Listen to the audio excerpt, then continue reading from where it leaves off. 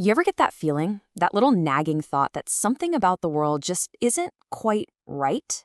Well, that question has officially jumped out of sci-fi movies and into some serious conversations in tech and philosophy. So today, we're going to dive into two totally different ways of looking at this problem. One looks out at the universe and our technology, and the other looks straight in the mirror. I mean, it's a huge question, right?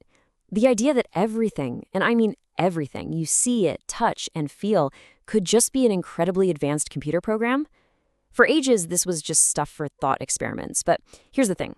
Our own technology is starting to make it feel a whole lot less like fiction. I mean, look around. With virtual worlds getting so real they can trick our senses, we're not just talking about this stuff anymore. We're literally building it. We're creating our own digital cages. And that forces us to face a doubt that philosophers have been wrestling with for thousands of years. So where do we even start? Okay, let's begin with the idea that's all the rage right now, the digital prison. This is the theory that we're all trapped inside some massive technological construct, probably created by a civilization way, way smarter than us.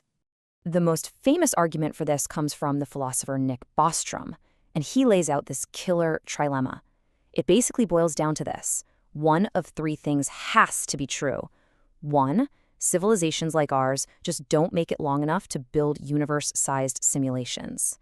Two, they get the power to, but for some reason they just decide not to. Or three, they do run them, and if they do, they'd run billions of them. And if there are billions of simulated realities and only one base reality, well, you do the math.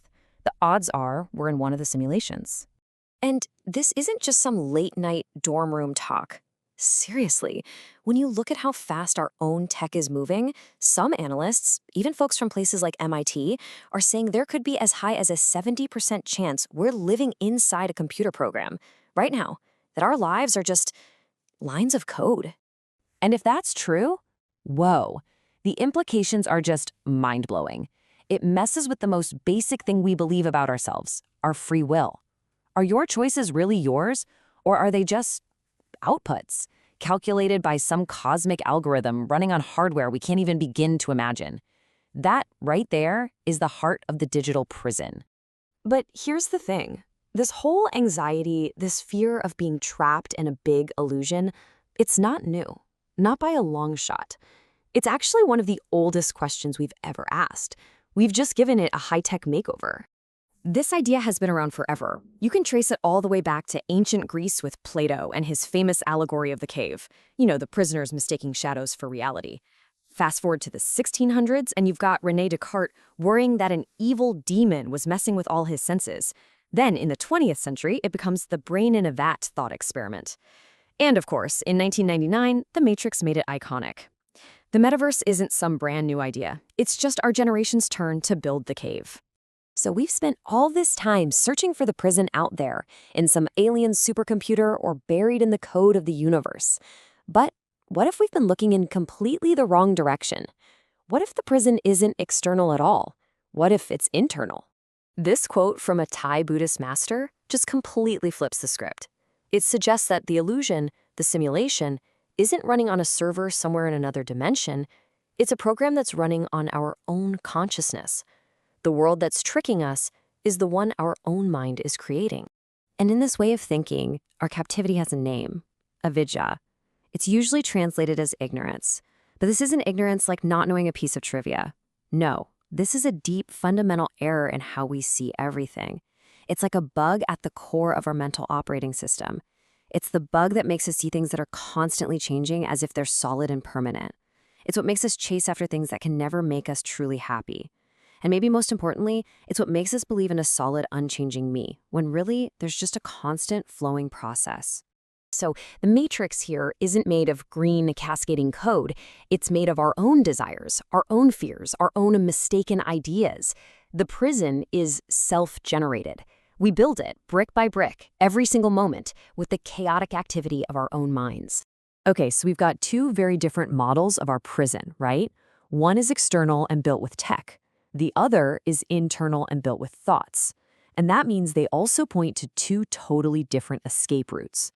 Let's put them side by side. In the external, sci-fi matrix, the jailer is some advanced civilization, the bars are made of code, And the problem is we have no real free will. But in the internal matrix, the jailer is our own ignorance. The structure isn't code. It's a kind of psychological chain reaction where one thought just automatically triggers the next. And the big mistake isn't that our choices are determined by a computer, but that they're driven by our own craving and this false idea of who we are. Now, what about breaking out? In the simulation story, the goal is to get to base reality, right? But think about it. That's just a change of address. What if that so-called real world is just another slightly better prison? You might just be trading one cage for another. The goal of the internal path, on the other hand, is nibbana. Now, that's not another place. It's a completely different state of being. It's about extinguishing the mental bugs that created the prison in the first place.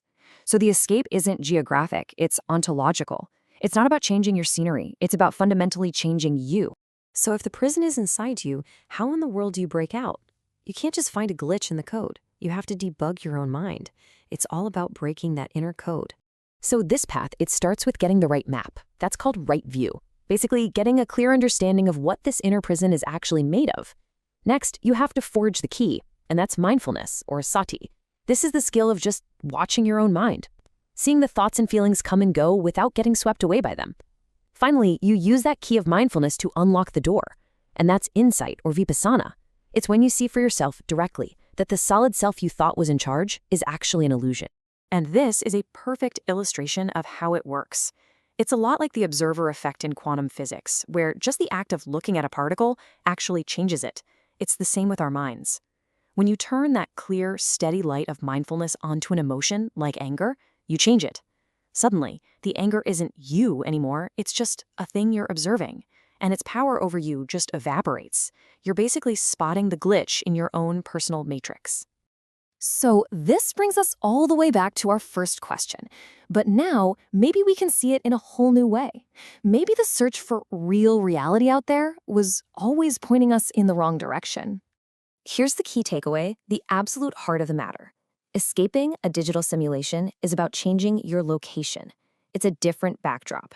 But awakening from the prison of your own mind, that's a change of being. It's a fundamental transformation. One path is about finding a better world.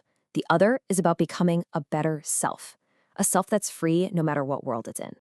So, at the end of the day, whether this world is code running on some alien server or just a dance of thoughts and feelings in our own minds, the experience of being trapped in an illusion, it feels exactly the same. So maybe the most important question isn't about the nature of the prison walls around us, but about the nature of the prisoner inside.